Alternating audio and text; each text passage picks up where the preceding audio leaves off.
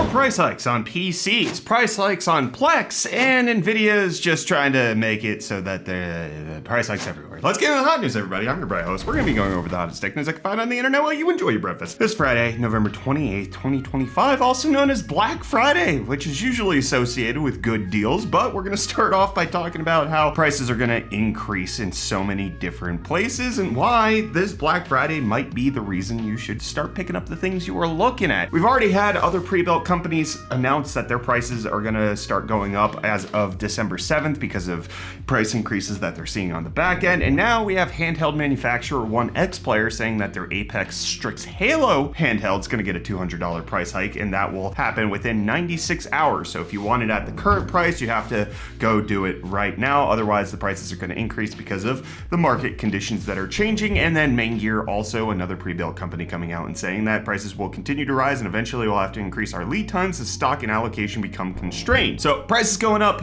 making it difficult in multiple different areas. There's at least some heads up because it looks like these companies are selling out of the parts and products that they had at previous market rates, and then the new prices that they're gonna have to pay are gonna go into the next price hike that's gonna happen. And so if you want things that are on sale, now might be the best sale time you might be getting. Now, of course, that's not financial advice. Don't buy things you can't afford. And if prices go down in the future, I'm not a market prognosticator, but in case you want some of the best tech deals out on the market, Reece is going to be doing a Black Friday stream today, so you can come join them for that or check out UFD Deals. We'll be putting all of that information over there. Well, it's not just PCs that are going to get expensive. Turns out that pieces of paper going up in price because Apple's original founding document is going to auction, and it's expected to get between $2 and $4 million over at Christie's. This is signed by the three co-founders, Steve Jobs, Steve Wozniak, and the other guy who regretted not selling his founding document stuff for more than $500 way back in the day. He doesn't regret leaving Apple, he just regrets not getting as much money as he could have for some of the memorabilia. But allegedly this is going to be going for the American Collector auction over at Christie's, and as far as I can gather, this is just gonna be a money-making scheme. This is not like going towards any sort of charitable foundation or anything where it would make sense for me to be concerned about potentially investigating it. It's gonna be too expensive. A couple $1 million, you know, what's that to UFD Tech? I can't even buy desks right now. But it's not just a couple $1 million that a lot of people are gonna worry about. A couple bucks from Plex is gonna be a constraining factor for some people because Plex announcing that they're gonna start paywalling the ability to watch your stuff remotely. And they're starting off with the Roku app that's gonna get the first update, but you're gonna need the Plex Pass in order to do remote streaming from your personal server to TV apps. And given the cost of Plex Pass, that's like $7 a month or $250 for a lifetime membership, but it's likely to piss people off. And if you just want the remote watch situation, that's $2 a month because they have a remote watch pass for you to be able to do that. I know that a lot of people are starting to get frustrated with Plex's monetization schemes. I'm curious if this is affecting you in any specific way. Let me know down below in the comments. But additionally, you know, it would be one thing if it was they're charging you to remote watch from your server to your own PC where like Plex isn't involved and they don't need to develop infrastructure, but for them to serve it to a TV app, that feels like Plex has to get involved in order to do that, and there's like licensing fees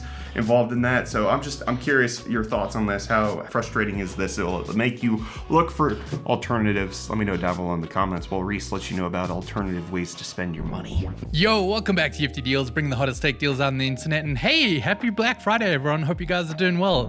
Here's your first deal of the day getting us started. We have the MSI Mag Core Liquid A13. This 360mm AIO CPU liquid cooler is available for $69.99 with included promo code, making it $40 off. But then next up we have the Corsair iQ4000D. This mid-tower ATX case comes bundled with 3 AF120 RGB Elite fans for only $74.99, making it $75 off. And then next we have the Corsair RM850E. This 850 watt Cybernetics Gold fully modular power supply is going for $89.99, making it $55 off. But then we also have the Apple AirPods 4 wireless earbuds with active noise cancelling for $99.99, making it $79 $129.01 off. Following that, we have the Sony WH-1000XM4s. These wireless noise cancelling headphones are available for $159.99, making it $190 off. I have a pair right here. But then we also have the MetaQuest 3S. This VR headset with 128 gigs of storage is going for $249.99, making it $50 off. This KTC 27-inch 4K 160Hz IPS monitor is $260.09, making it $45.90 off. And then lastly today we have the Sony PlayStation 5 Slim Digital Edition going for $399.99, making it $100 off. And hey, with that, the deals are done. You can find these and more linked in the video description down below. But don't forget, we're actually doing a live stream over on our Twitch and YouTube later where we find community sourced deals for Black Friday. It's always a lot better having a lot of eyes on the deal, so we make sure to find everything. But hey, see you guys there. Well, Reece, turns out if you bought the Intel Core Ultra 200 series Arrow Lake, you got a good deal because Phoronix coming out and doing some Linux testing a little while after launch, and it turns out that not only did the Core Ultra 200S chips get more power efficient, started drawing fewer watts, an average of 116 watts versus the 136 that they were at launch, but they also got faster, going from an average of 70 points to 77 points. So that essentially makes it that the 285K saw 9% performance improvements, 15% lower power consumption, and just a year of optimization, at least specifically on Linux, because that's pretty much what Phoronix tests. But it does appear like Intel is working on their software. And let's talk about the next generation of chips, because we got more details coming out about Nova Lake. We talked previously about how they're going to have the BLLC that's going to be equivalent to AMD's 3D V-Cache, hopefully making it better in the gaming department. But different rumors are coming out with regards to how many chips are going to have the BLLC. The initial rumor was that it was just one. Now there's some reports that it's going to be 4, and then there's some other people saying it's going to be 2. The consistent portion of this is that these chips are going to have it. At least one will have this big last level cache, and we'll just have to see how impactful that is in terms of gaming performance. Intel not likely to give you an i3 with the BLLC, because then that would mean that you don't buy the more expensive kinds. So, you know, marketing. I mean, AMD is also not giving us a Ryzen 3 X3D chip for the very same reasons. But also news coming out from Noctua that even if you might have to upgrade your motherboard, you don't have to upgrade your cooler, because socket compatibility is going to remain the same for LGA 1954 when it comes to cooler mounting. So you'll be able to keep that NHD15G2 Black Edition that you just picked up. But it looks like Nvidia is going to force their board partners to pick up their own RAM. Yes, as VRAM and RAM pricing is just continuing to go through the moon, Nvidia is choosing to demonopolize the way that they handle graphics cards. So the way it has been working is that Nvidia sells both the chip and the memory to the companies that build them, your MSIs, your Gigabytes, your Asuses, your what have yous, all of those companies. But because of the price hikes and all of that, turns out Nvidia might not be making as much money as they like, so they're going to be splitting those up, allegedly according to this rumor, and the board partners are going to be the ones who have to go source their memory and try to find their own deals for it, which might not seem like such a big deal, but number one, this is a complete change from how things were previously, so it's going to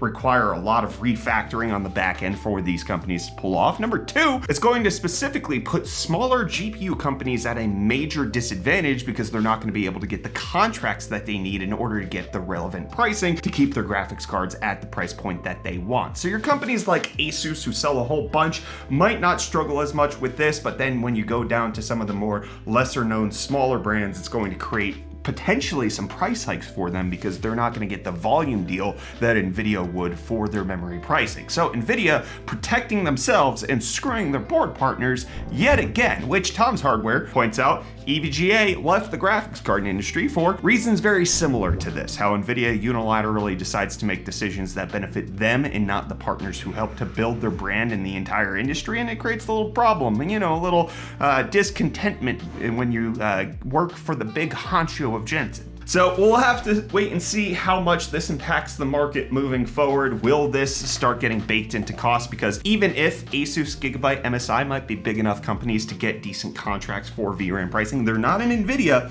so they're going to be getting lower volume amounts and then potentially higher rates because of that lower volume, making it very difficult overall for the GPU market. But the important part is Nvidia is not losing money. That's the takeaway here. And I'm gonna take myself away from hot news. Well, I'll be back here in December for more of the hottest tech news. This weekend's the end of November, so I'll see you back here for the last month of 2025.